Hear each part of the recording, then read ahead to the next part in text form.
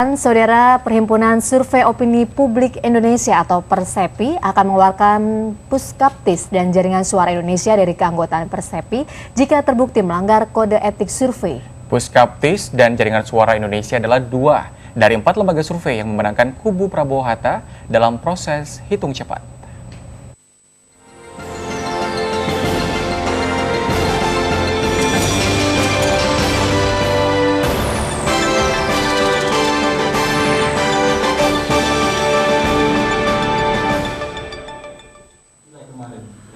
Pasca pencoblosan pada pemilu 9 Juli lalu, polemik perbedaan hasil hitung cepat sejumlah lembaga survei terus berlanjut.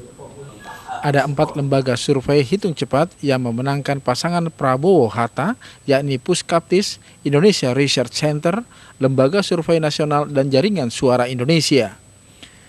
2 dari 4 lembaga survei itu merupakan anggota Perhimpunan Survei Opini Publik Indonesia Persepi.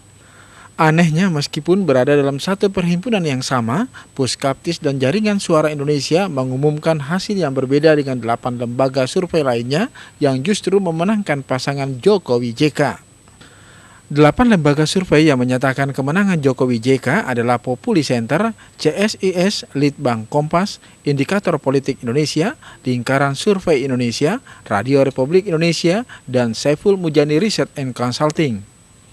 Dengan rata-rata kemenangan Jokowi JK tercatat 1,6 hingga 6% lebih unggul daripada pasangan Prabowo Hatta. Alasan itulah yang membuat Persepi akan memberikan sanksi berupa peringatan hingga ancaman dikeluarkan dari keanggotaan jika 2 lembaga survei itu terbukti melanggar kode etik. Nanti Dewan Etik saya kira akan meminta penjelasan ya dari sisi metodologi, cara mencari TPS-nya, menentukan TPS, mengirimkan data, mengolah dan segala macam.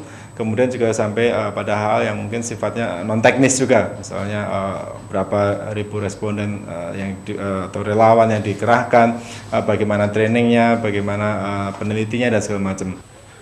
Meskipun hitung cepat ini dinilai KPU bukanlah hasil resmi survei, namun hasil hitung cepat ini biasanya nyaris seragam dengan hasil yang dikeluarkan KPU.